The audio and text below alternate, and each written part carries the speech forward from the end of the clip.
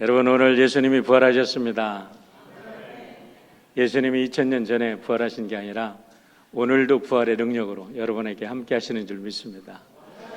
예수님이 부활하셨다는 사실은 부활의 능력이 오늘도 우리와 함께 하시는 줄 믿습니다.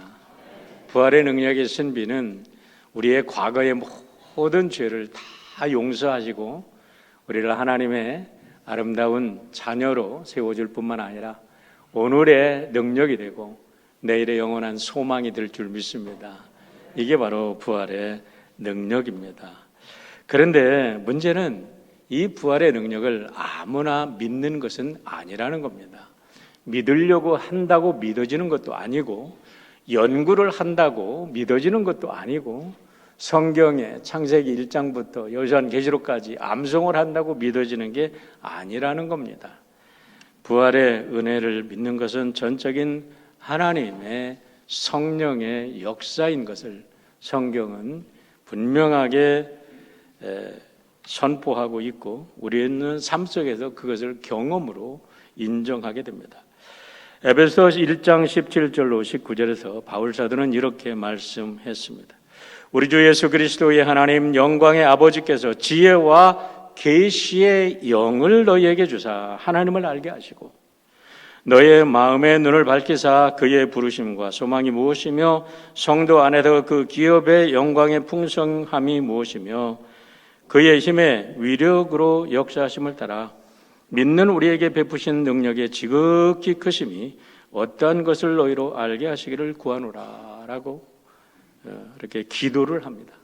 저는 이 기도가 너무나 좋아서 대학교 때부터 이렇게 바꿔서 늘 기도했습니다. 여러분, 이 에베소서에는 두 번의 기도가 나오는데요. 우리 주 예수 그리스도의 하나님 영광의 아버지께도 지혜와 계시의 영을 나에게 주사 나의 하나님을 알게 하시고 내 마음의 눈을 밝히사 아버지 하나님의 부르심의 소망이 무엇이며 성도 안에서 그 기업의 영광의 풍성이 무엇이며 하나님의 힘의 위력으로 역사하심을 따라 믿는 우리에게, 믿는 나에게 베푸신 능력의 지극히 크심을 어떠한 것을 나로 하여금 알게 하옵소서. 너무나 아름다운 기도입니다. 여기서 굉장히 중요한 게 뭐냐면 Spirit of Wisdom and Revelation 이라는 거예요. 여러분, 이 세상에 지식이 아닙니다. 어떤 인포메이션이 아닙니다. 부활의 인포메이션을 듣는다고 여러분 아무리 한다고 여러분들이 부활을 믿을 것 같습니까? 초대교회 성도들, 초대교회 12제자를 보면 예수님께서 3년 동안 그들과 동거동락하며 그들을 가르쳤는데 예수님께서 부활하신 그 모습을 보고도 그들은 예수님의 부활의 의미를 깨닫지 못하고 알지 못했어요. 어떻게 알았나요? Spirit of Revelation, 성령의 역사가 그들에게 임했을 때 알았다는 거예요. 그런데 오늘날 더군다나 우리가 믿기 어려운 것은 오늘날에는 너무나 페이크 뉴스들이 판을 치고 있다는 겁니다. 세상에 많은 사람들은 너무나 많은 가짜 뉴스에 시달려서 무엇이 진짜인지 알지를 못합니다.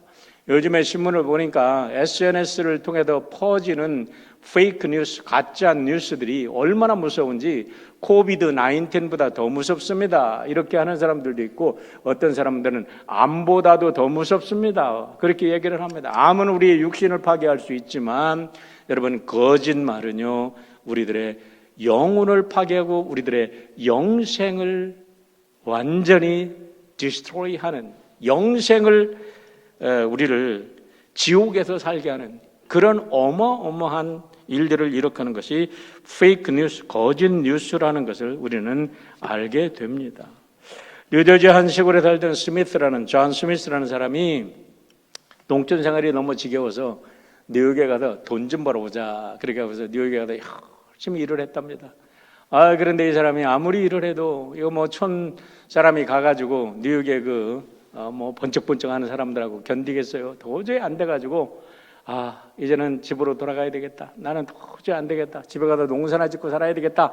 이렇게 생각했는데 집에 갈 돈도 없더랍니다. 그래서 집을 어떻게 가야 되나 하다가 이제 할 수 없이 죽기 아니면 살기다. 그러고서 표가 없이 몰래 기차를 탔어요. 기차표를 사지 않고. 우리 아니나 다를까 한참 가다 보니까 기차에 검표원이 이제 등장을 합니다. 큰일 났구나. 이거 어떻게 해야 되나. 그래서 임기응변으로 얘기를 했습니다. 내가 뉴욕타임스 기자인데 지금 급한 취재가 있어도 너무 빨리 달려오다 보니까 표를 못 샀다. 그러니까 검표원이 그러더래요. 그러면 기자증 좀 보여달라고. 그러니까 내가 너무 급히 오다가 옷을 갈아입어도 기자증도 못 갖고 왔다. 그러니까 그러시냐고. 그럼 걱정하지 말라고. 요 옆에가 특등간인데 이 뉴욕타임스 편집장이 계시니까 우리 가서 한번 알아보자고 이 사람을 데리고 갔대요. 그랬더니 그 사람이 갑자기 자네 웬일이야? 아이고 수고가 많구만. 열심히 일해. 참 고마워. 그러더라니까. 그러니까 통과. 야, 이 사람이 암만 해도 이상해. 그래가지고 너무나 고맙다고, 검표원이 지난 다음에 너무나 고맙다고, 어떻게 나에게 이렇게 은혜를 베푸시냐고 그랬더니 사실은 나도 가짜야. 사실은 나도 가짜야. 그러더랍니다. 여러분, 세상에는 가짜들이 너무나 많아요. 그런데 예수님 사후에 이 페이크 뉴스들이 예루살렘을 발칵 뒤집어 놨습니다. 그 뉴스가 뭡니까? 죽은 사람이 살아났다는 뉴스입니다. 여러분, 세상에 듣지도 못한, 세상에 생각지도 못한 어마어마한 페이크 뉴스가 예루살렘을 뒤덮게 된 겁니다. 가장 놀라운 그룹이 누구겠습니까? 예수님에게 사형 온도를 내린 제사장 그룹과 예수님의 사형을 직접 집행한 로마의 총독부가 얼마나 문제가 심했겠습니까? 그러니까 계엄령을 선포합니다. 지금부터 예수의 부활을 증거하는 자들은 다 잡아넣는다. 그래가지고 정말 계엄령을 선포하고 그렇게 했습니다. 그런데 오순절이 된 후에 이게 어찌 된 일입니까? 그런 삼엄한 계엄령에도 불구하고 예수님의 제자들이 예루살렘 성전에 나타나서 예수는 정말 살았다, He's risen! 하고서 외치는 거예요. 그런데 거기에 순례자들이 수많은 각처에서 봤던 순례자들이 동조를 하면서 수만 명이 할렐루야, 예수 부활을 찬양하니까 이거 도저히 통제가 불가능합니다. 그러니까 이제 종교 지도자들이 사울이라는 자에게 전권을 줍니다. 야, 예수 믿는 사람들을 싹 잡아들여라. 여러분, 제가 거짓말하는 게 아니죠. 꾸며낸 얘기가 아니죠. 성경을 아는 분들은 성경에 대한 스토리를 지금 다시 어거나이즈 한다는 걸 아실 겁니다. 이래가지고 사울이 닥치는 대로 예수 믿는 사람들을 잡아들였어요. 그런데 예루살렘에 있는 그 사도들은 차마 건들지를 못했던 것 같아요. 만약에 그들을 건든다면 폭동이 일어날 것 같으니까. 어쨌든 조물애기들을 잡는다 하면 잡으면서 다마스커스로 갔습니다. 다마스커스로 가는 동안에 이게 웬일입니까? 사울이 변화돼가지고 계엄령의 최고의 책임을 가진 그 자신이 예수를 만났다. 예수는 정말 부활했다. 이러면서 헛소리를 하기 시작하는 겁니다. 그러면서 하는 말이 예수는 성경대로 사흘 만에 부활했다. 이런 것을 외치기 시작을 한 겁니다. 그때부터 세계의 역사는 두 갈래로 갈라집니다. 생각해 보십시오. 뭐 어떤 갈래로 갈라졌습니까? 예수 부활은 진짜다 믿는 그룹으로 갈라집니다. 그것이 기독교인들입니다. 아니다, 예수 부활은 페이크다 하고 갈라진 그룹이 세상의 비기독교인들이라고 우리는 얘기를 합니다. 그 둘을 갈라놓은 게 무엇입니까? 여러분, 그 둘을 갈라놓은 것은 예수 부활을 목격한 것도 아니고 예수를 증인했던 사람들 때문도 아니고 그들 안에 예수의 영이, 성령의 영이 그들의 마음을 밝혀주었나 안 주었느냐에 따라서 결정된 줄 믿으시기를 축원합니다. 오늘 다시 한번 부활절을 맞는 여러분 모두에게 Spirit of Revelation, The Holy Spirit의 영의 그 놀라운 임재가 여러분 모두에게 함께 하셔서 예수 부활, 내 부활, 예수 죽음, 내 죽음이 되는 역사가 있기를 주의 이름으로 축원합니다. 여러분, 성령의 계시를 받은 사람들은 무식하다고 얘기합니다. 성령 충만을 받은 사람들은 무식하고 단순해 배우지 못한 사람들이라고 그렇게 얘기하는 경우가 많이 있습니다. 그러나 오해하지 마십시오. 초대교회의 여러분 교부들은요, 천재들 중에 천재입니다. 우리 요한 웨슬리 목사님 천재 중에 천재예요. 그분의 그 언어, 그분의 그 사상, 그분의 모든 것을 우리가 그분의 일기를 통해서 직접 오리지널 그 텍스트를 읽어보면요, 와, 이런 천재가 있나, 그렇게 우리가 감탄하지 않을 수밖에 없어요. 그 대표적인 예 중에 두 사람만 얘기를 드리겠습니다. C.S. 루이스, 너무나 여러분에게 소개를 여러 번 했어요. 여러분 20세기 최고의 영문학자입니다. 그를 비탈 만한 뛰어난 영문학자가 있으면 와보라고 그래요. 그는 뭐 헬라 문학 당시에 그런 고대 문학에 대해도 아주 모든 것을 박식한 분입니다. 그런데 그분이 예수를 믿게 되었습니다. 그렇게 못 믿던 예수님의 영을 받고 예수님을 믿기 시작하자 그분은 사람들에게 예수를 전가하고 싶었어요. 그러니까 못 믿는 사람들에게 그가 4가지 가설을 세웁니다. 자, 여러분 생각해 보십시오. 예수의 부활이 거짓말이라면 예수는 사기꾼이었을 겁니다. 예수 부활이 거짓말이었다면 예수는 몽상가였을 겁니다. 미친놈이었을 겁니다. 미친놈이 아니고야 내가 하나님의 아들이고 내가 부활했다고 어떻게 말을 할 수 있습니까? 미친놈이 분명합니다. 아니면 그는 분명히 사기꾼이었을 것입니다. 사람들의 마음을 혼란케 하는 사기꾼이었을 것입니다. 미친놈도 아니고 몽상가도 아니고 사기꾼도 아니고 거짓말쟁이도 아니라면 예수는 부활한 게 분명하지 않습니까? 그렇다면 여러분은 어떤 것을 믿겠습니까? 하고 C.S. 루이스, 그 세상의 최고의 문학가라는 사람이, 영문학자가 그렇게 얘기를 합니다.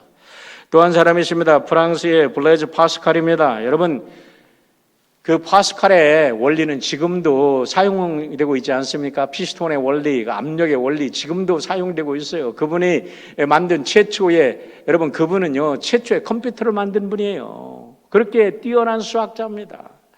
뛰어난 수학자가 정말 하나님을 만납니다. 어느 날 하나님을 만나고 불의 하나님이라는 시를 씁니다. 과학자의 하나님이 아닙니다.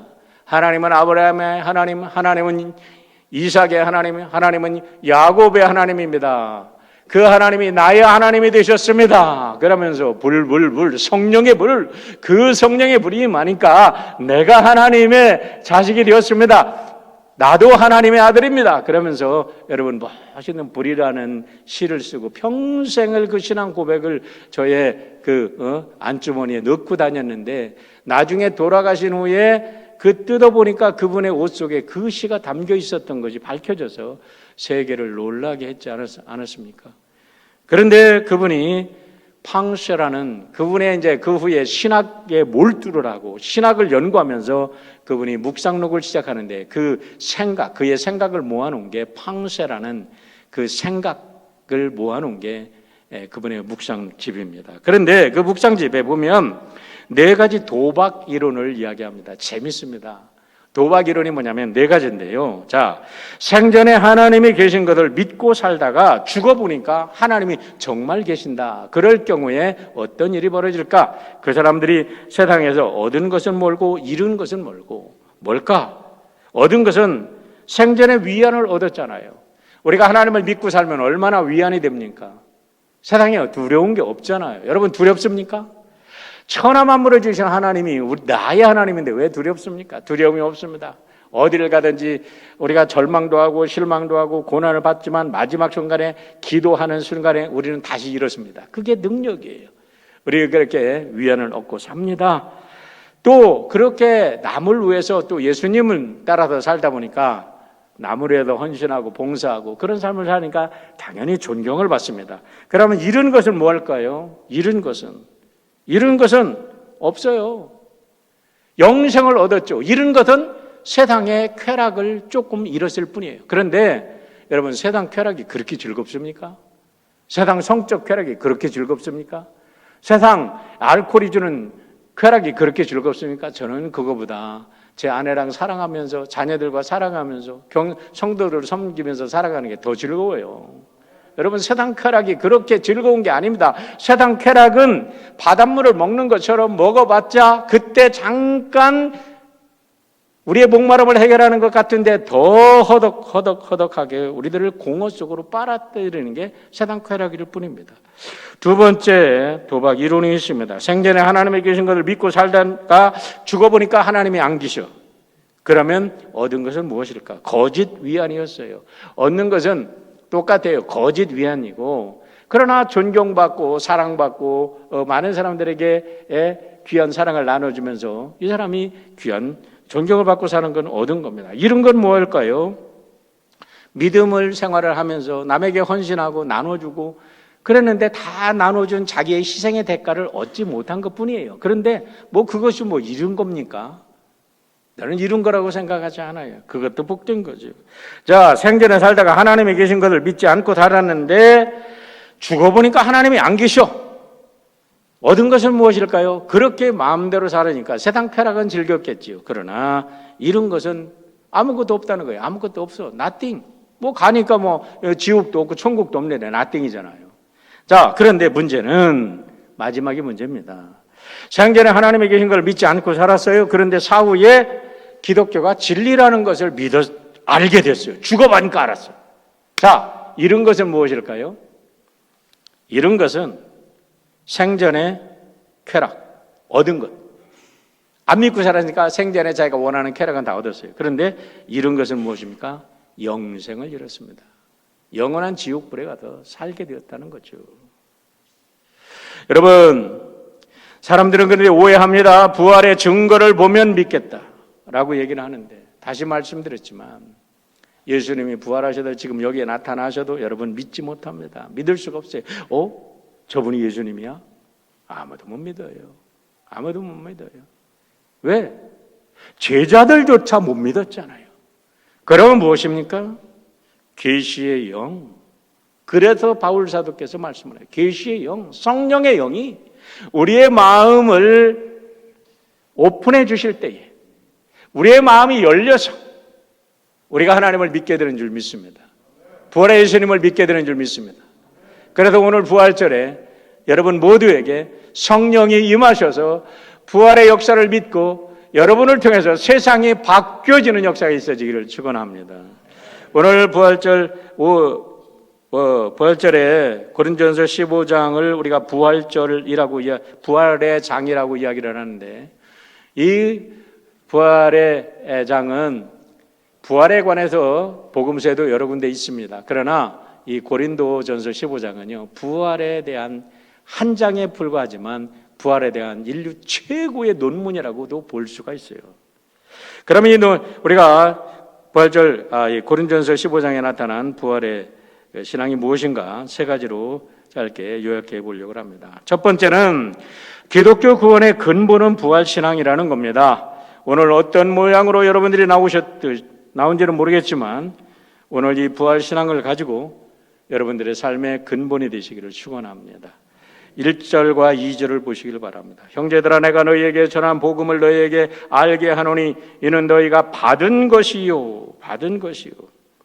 여러분, 이때까지 교회를 다녔습니다. 여러분들이 교회를 통해서 수많은 목사님들을 통해서 받은 것이 무엇입니까? 한마디로 정의하면 부활의 예수를 받은 것을 확신하기를 바랍니다. 한마디로 정의한다면 부활의 예수를 받았습니다 라고 고백할 수 있기를 바랍니다. 또 그 가운데 선 것이라. 여러분들이 오늘 서 있는 신앙의 파운데이션이 무엇입니까? 여러분, 성경의 지식입니까? 하나님께로부터 받은 축복이 여러분의 파운데이션입니까? 부활하신 예수 그리스도가 여러분의 삶의 파운데이션이 되시기를 축원합니다. 너희들이 선 것이다. 그 가운데 선 거예요. 그 가운데가 뭐예요? 내가 받은 것 가운데, 내가 받은 게 뭡니다? 부활의 신앙을 받았다는 거예요. 부활의 신앙 위에 내가 서 있기를. 너희들이 선 것이다. 세 번째 2절입니다. 너희가 만일 내가 전한 그 말을 굳게 지키고 헛되이 믿지 아니하였으면 그로 말미암아 구원을 받으리라 그랬어요. 여러분, 뭐를 통해서 구원을 받아요? 바울 사도가 전한 복음 통해서. 바울 사도가 전한 복음이 뭐예요? 끝까지, 처음부터 끝까지 보면 예수 부활입니다. 할렐루야.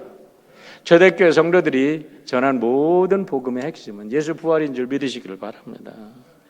그런데 많은 사람들이 그렇게 얘기를 합니다. 다 믿겠는데 내가 부활은 못 믿어.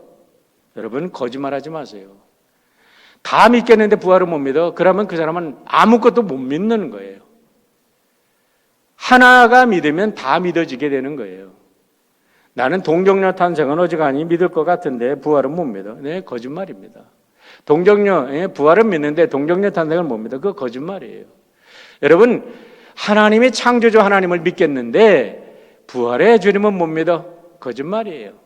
창조주 하나님을 믿으면 부활도 믿게 되는 거고, 창조주 하나님을 믿게 되면 동정녀 탄생도 믿게 되는 거고, 창조주 하나님을 믿게 되면 부활의 능력이 오늘 나와 함께 here and now 여기에서 역사하는 것을 믿게 되는 거예요. 여러분, 오늘 송장로님, 송거사님이 오늘 예배 나오셨는데 너무나 또 잘 아시니까 우리 김영길 박사 제가 소개를 해드립니다. 우리 김영길 박사님은 서울대 금속공학과를 졸업하시고 위주리 주립대학에서 석사를 하셨어요. 금속공학으로. 그 다음에 뉴욕의 RPI 렌슬레어 폴리텍 인스티튜트에서 박사학위를 받으셨어요. 여기 칼텍이라고 하면 우리가 캘리포니아 인스티튜트 오브 테크놀로지라고 하잖아요. 그게 하나의 유니버시티가 아니라 어떤 연구기관이라고 볼 수도 있고 한 단계 뛴 그런 어떤 전문 연구기관 공대입니다. 공대.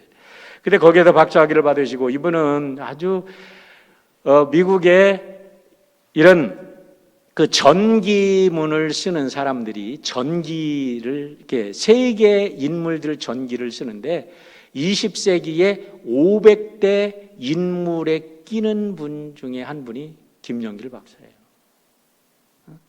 그리고 이분이 미국 과학자 인명사전에 최초로 한국인으로 기록된 분이 김영길 박사십니다. 그런데 이분이 이제 사랑하는 아내를 만나고 결혼하면서 이제 예수님을 믿기로 했다 그래요. 이 신트로피 드라마라는 책을 읽어보면요, 이 신트로피는 엔트로피, 지난번에 엔트로피, 엔탈피 법칙이라는 걸 설명해 드렸는데 이 세계에는 혼란도의 법칙이 있다는 거예요. 케오스의 법칙이 있다는 거예요.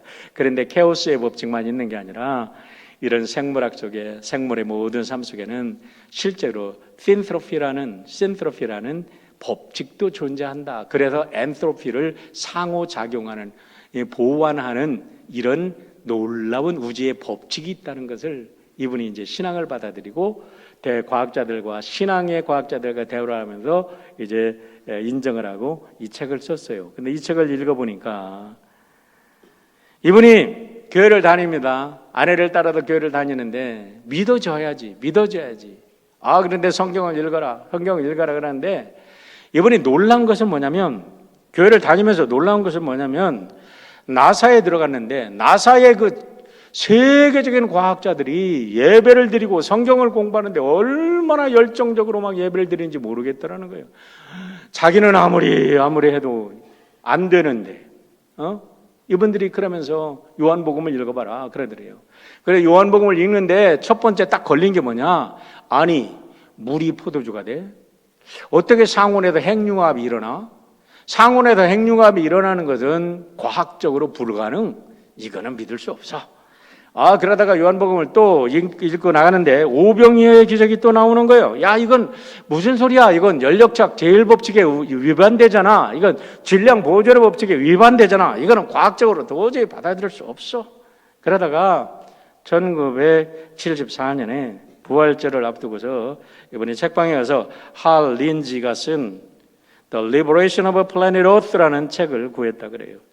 이 책에 보니까 그 책 이름이 나오잖아요. 그러면 제가 가만히 있겠어요? 오더에서 봤죠. 그래가지고 이 책을 어떤 책이길래 이런 굉장한 박사를 바꿔놨나 하고 읽어봤어요. 그런데 문제는요, 이 책을 읽으면서 이분이 저녁 식사를 하다가 이 책을 읽다가 너무 감동이 돼가지고 그날 저녁에 밤새워서 이 책을 다 읽었대요.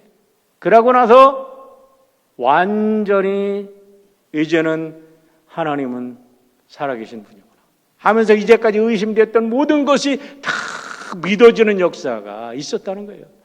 그 후부터 이분이 나사에서 근무하다가 우리 한국의 부르심을 받고 한국의 젊은이들 길러내달라는 정부의 요청을 받아서 카이스트 교수에 가서 교수를 하시다가 이분이 또 하나님의 은혜를 받고 이제는 이 일이 아니라 믿는 젊은이들을 세워서 세상을 바꾸자는 뜻으로 한동대학을 설립을 했는데, 그때 우리 온누리교회 하용주 목사님, 또 여기 계신 우리 송장로님, 이런 분들이 적극적으로 해서 한동대학을 세우셨어요. 그래서 하시다가 정말 한동대학이 우리 한국의 이제 유수한 대학으로 크고 믿음의 사람들을 키워내는 그런 대학을 하다가 지난 2019년에 하나님 부르심을 받으셨습니다. 그런데 여러분, 이 책의 내용이 좋아서였을까요? 이 책을 잘 썼기 때문에 그랬을까요? 오해하지 마십시오.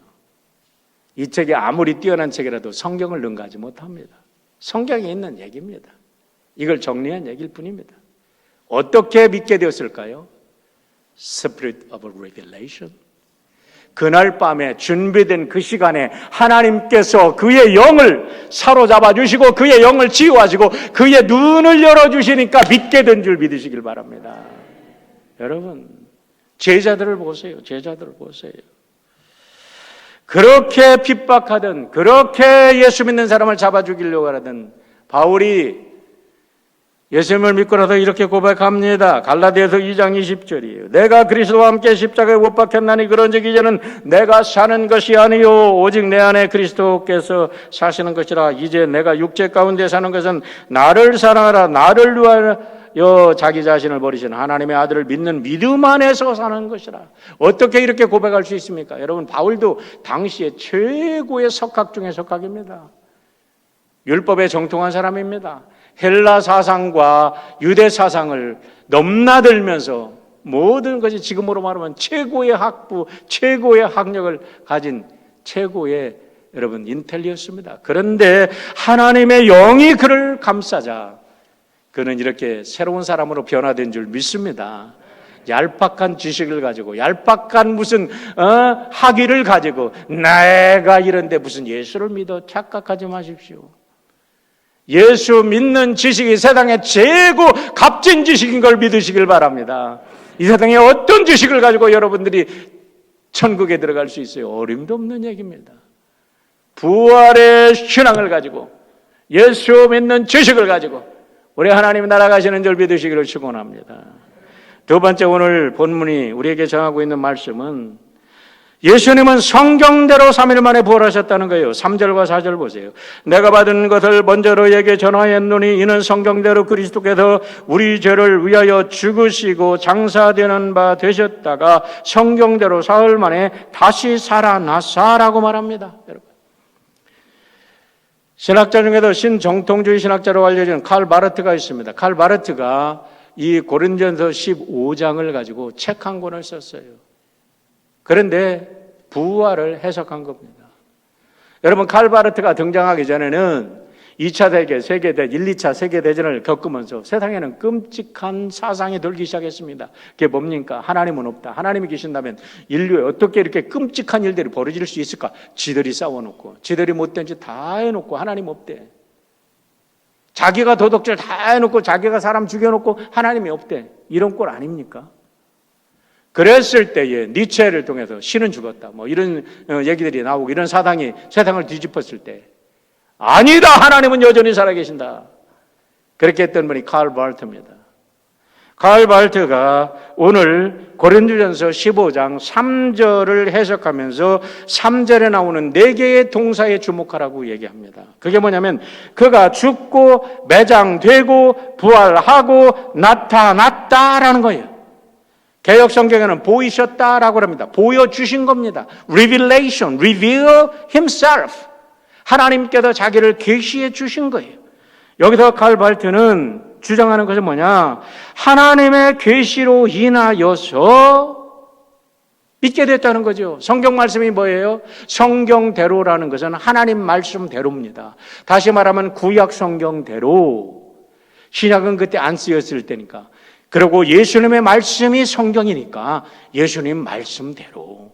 구약과 신약에 보면은 예수님께서 죽으셨다 부활하신다는 말씀은 천지에 깔려 있는 말씀이에요. 그래서 이 말씀을 계시로 받아들이는 사람들은 구원을 얻을 테고, 이 말씀을 계시로 받아들이지 못하는 사람은 머리가 깨져서 죽을 것이다라는 것이, 여러분 죄송한 표현이지만 아주 리얼하게 표현하면 베드로 사도의 고백입니다. 보세요. 베드로전서 2장 7절로 8절입니다. 그러므로 믿는 너희에게 보배이나 믿지 아니하는 자에게는 건축자에 버린 그 돌이 모퉁이의 머릿돌이 되고, 또한 부딪히는 돌과 걸려 넘어지게 하는 바위가 되었다 하였느니라. 그들이 말씀에 순종하지 아니함으로 넘어지나니 이는 그들이 이렇게 정하신 것이라 라고 말합니다. 여러분 무엇을 말합니까? 계시로 인해서 하나님의 자기 계시를 받아들인 사람은 부활을 믿게 되고, 이것이 그들에게 보배이지만 예수님을 믿지 않은 사람은 그 부활이라는 것이 그들의 영혼을 깨트려버리는 바위돌이 돼가지고 지옥 간다는 겁니다. 얼마나 여러분 리얼한 표현이에요. 결국 세상에는 부활을 믿고 영생하는 자, 부활을 믿지 못하고 말씀에 부딪혀서, 야, 세상에 부활이 어디 있어? 내가 다 믿어도 부활은 못 믿겠어. 부활이 무슨 의미가 있어? 그러는 사람들은 결국은 여러분 지옥 간다는 얘기죠. 지옥이 어디 있어? 그런다면 뭐 할 수 없지만, 복음서와 사도행전에 나타난 제자들을 보십시오. 여러분 다시 한번 말씀드리지만, 제자들이 예수님이 부활하신 후에 제자들에게 40일 동안 예수님이 나타나셨어요. 40일 동안 그들을 찾아다니셨어요. 직접 찾아다니면서 부활을 나타내시고 다시 가르치셨습니다. 그러고서 예루살렘으로 모이라 그랬어요. 40일 동안 찾아다닌 제자들 예루살렘에 모아놓고, 여러분 예수님께서 마지막 이제 승천을 하십니다. 그러면서 하시는 말씀이 있습니다. 오순절 떠나지 마라. 예루살렘을 떠나지 마라. 너희들이 성령을 받는 날에 놀라운 증인들이 될 것이다 하고서 예수님이 떠나셨잖아요. 오순절 역사가 있을 때까지 제자들에게는 아무 일도 일어나지 않았습니다. 놀랍게도 부활을 목격했으면서도, 예수님의 그 상처에 손을 대봤으면서도, 그런데 어떻게 그들이 세상을 바꿨습니까? 계시의 정신, 성령이 그들에게 임했을 때 그 역사가 일어난 줄 믿으시기를 바랍니다. 성령이 우리 안에 있으면 우리는 선과 악, 진리가 무엇인지, 오늘 사는 일이 무엇이고 죽는 일이 뭔지 알게 된다는 겁니다. 마지막으로 오늘 세 번째 요점은, 나는 수많은 부활 증인 중에 한 사람이다. 이 고백이 여러분의 고백이 되시기를 주의 이름으로 축원합니다. 우리 한번 이 제목을 한번 읽어보십시다. 같이 한번 큰 소리로 좀 읽어보십시다. 예수 부활을 믿고 영생을 얻기를 원한다면, 믿어지지 않지만 그렇게 원한다면 읽어보세요. 같이 읽습니다. 시작. 나는 수많은 부활 증인 중 한 사람이다. 할렐루야. 이 고백이 여러분을 통해서 온 세상에 전파되기를 축원합니다. 보세요. 5절부터 8절입니다. 게바에게 보이시고, 게바는 바위돌입니다. 바위돌. 피터, 페트로스, 바울은 헬라어 번역이고 게바는 히브리어, 아람어역입니다. 똑같은 얘기예요. 게바에게 보이시고, 베드로에게 보이시고, 후에 12 제자에게와 그 후에 500여 형제에게 일시에 보이셨나니 그 중에 지금까지 대다수는 살아있고 어떤 사람은 잠들었으며, 그 후에 야고보에게 보이셨으니 그 후에 모든 사람에게와 맨 나중에 만삭되지 못하여 난 자와 같은 내게도 보이셨느니라 라고 말합니다. 여기서 왜 야고보를 지목을 특별히 했을까? 야고보를 특별히 지목했던 이유는 바울 사도께서 이렇게 변화되고 이렇게 말씀을 전하실 때 12 사도 중에서 야고보 사도가 순교를 했어요. 야고보 사도는 예수님의 말씀을 듣고 그가 스페인에 가서 말씀을 전합니다. 스페인 전역을 가서 말씀을 전하다가 예루살렘에 돌아와서 붙잡혀서 순교를 합니다. 그러니까 이 전해지는 이야기에 의하면, 기독교에 전해지는 이야기들입니다. 그렇게 될 때 제자들이 이 야고보의 시신을 석관에, 배로 만드는 석관에 태워가지고 이 다시 스페인에 가서 그 산티아고에 묻었다 그래요. 그래서 여러분 지금도 산티아고의 순례의 길 840km, 50km가 되는 산티아고 순례길이 생겼잖아요. 지금도 수많은 사람들이 그 야고보의 순례의 길을 지금도 찾아갑니다. 우리 교회 교인들도 다녀오시고 출하에 하시는 분들이 계십니다. 그런데 여러분 산티아고라는 것은 뭐냐면 야고보의 도시라는 뜻이고, 이게 성야고보라는 뜻인데 이게 샌디에고가 산티아고예요. 샌디에고, 이 아래 동네 샌디에고, 산티아고 똑같은 얘기죠. 그래요.